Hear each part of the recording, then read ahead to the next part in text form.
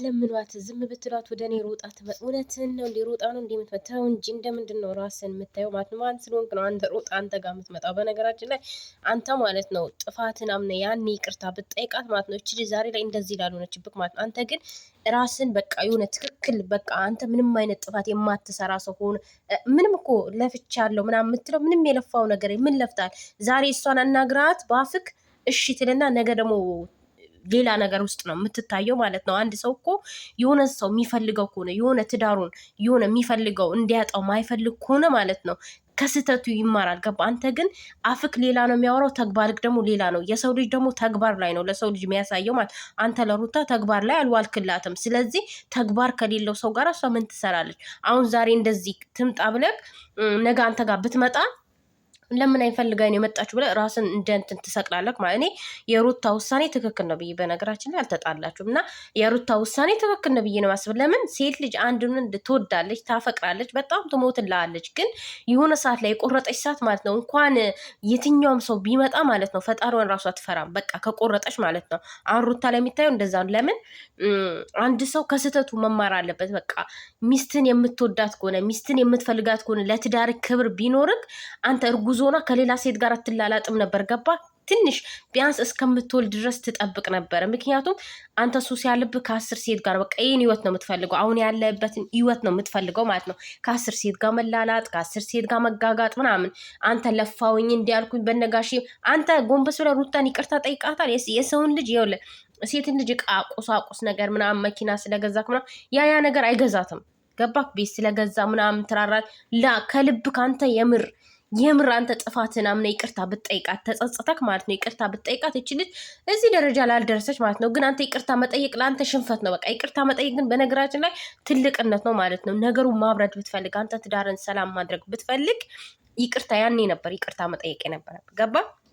ሴት ልጅ ደግሞ እርጉዞና ቂም ከያዘች ወልዳና እርጉዞና ቂም ከያዘች ማለት ነው አይለቃትም። የምሬ ነው። ሩታማው እንደዛ ነው የሚታይባት። በቃ ብዙ ሁሌም የሆነ ነገር ስትባል ብዙ ነገር አሳልፍ ያለው ያለፈውን ተውትና እርጉዞና ያሳለፈችውን ነገር እንትን ትላለች ማለት ነው። ታስበዋለች እንዴ እንኳን እሷ እኛ ራሱ በጣም ነው የምንናደደው።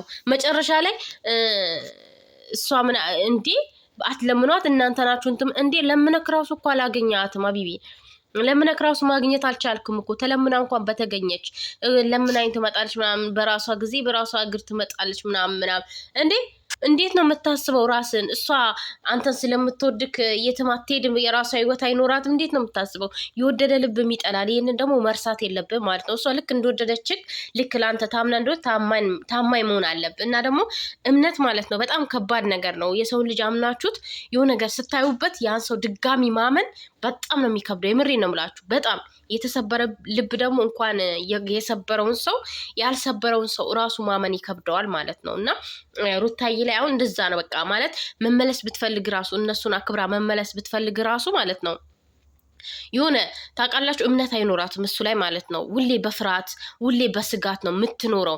አሁን ለልጇን ብላ ወይም ለቤተሰቡ ብላ ምናምን ቤተሰቡ ልንገር አስመሳይ ነው ቤተሰብ እውነቱን ስናገር ማለት ነው። የሆነ ሰዓት ላይ እሷ የሆነ እርምጃ ስትራመድ ነው መተው ግር ብለ ሩታዬ እንደዚህ ምናምን የሚሉት ማለት ነው። እና ሁሉም ሰው የራሱን ህይወት መኖር ይችላል። የእናንተ መፋታት ደግሞ ብርቅ አይደለም።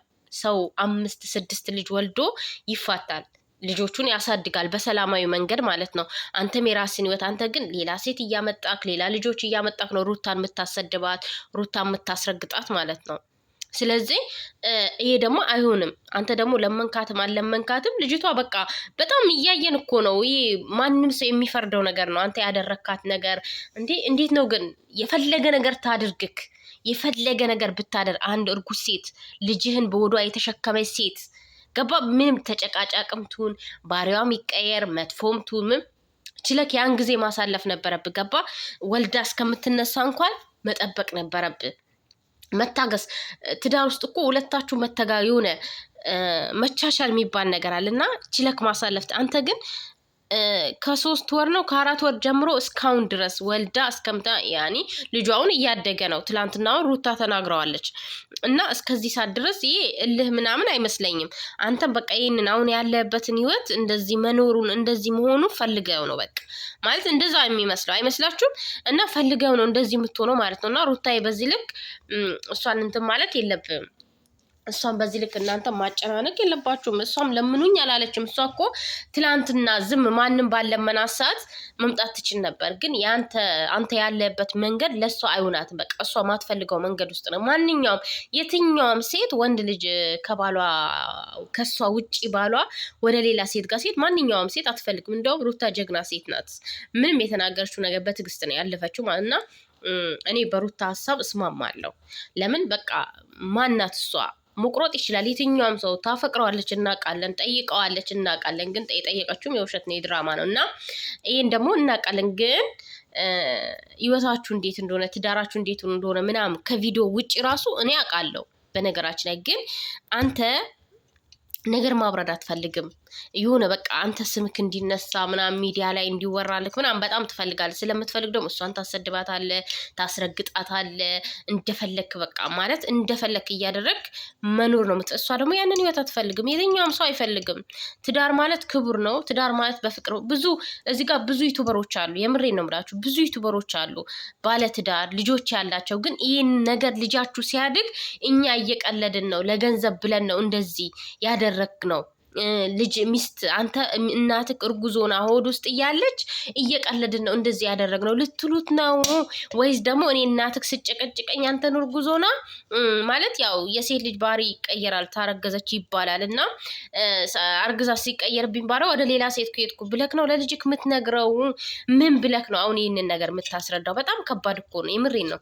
ልጃችሁ ያድጋል። ለልጃችሁ እንደው መልካም ነገር እየሰራችሁ እሱ ሚዲያ ላይ ያው መምጣቱ አይቀርም የዩቱበር ልጅ ስለሆነ ማለት ወደ ሚዲያ መምጣቱ አይቀርም። ከአሁኑም አምጥታችሁታል እና ያኔ እሱ መልካም ነገር እንዲሰራ እናንተ መልካም ያኔ ሰው ግንዱን ነው የሚመስለው። ግንዳችሁን እናንተ ግንዶቹ ማማር አለባችሁ። ገባችሁ? በዚህ ልክ እንትን ማለት የለባችሁም። እንዳልተጣላችሁ ደግሞ እርግጥ ነው አልተጣላችሁም፣ አልተፋታችሁም፣ ምንም ነገር የለም ማላችሁ ማለት ነው። ሰውን ለማጨናነቅ ምናምን ማንም የሚጨነቅላችሁ የለም። መቼም እንደማትለያዩም እናውቃለን ማለት ነው። እንዳልተለያያችሁም እናውቃለን። ስራ ነው የምትሰሩት። ይሄ ደግሞ የታወቀ ነገር ነው። አንዳንድ በጎች ላያውቁ ይችላሉ። አንዳንድ ደግሞ እንደ በፊቱ አይደለም። ሁሉም ነክቶባቸዋል። ስራ እንደሆነ መጀመሪያ ሰዓት ነበረ ሳይታወቅ በፊት ሳይነቃ በፊት ያኔ ብዙ ልጆች አልቅሰዋል፣ ብዙ ልጆች ዋጋ ከፍለዋል ባለማወቅ።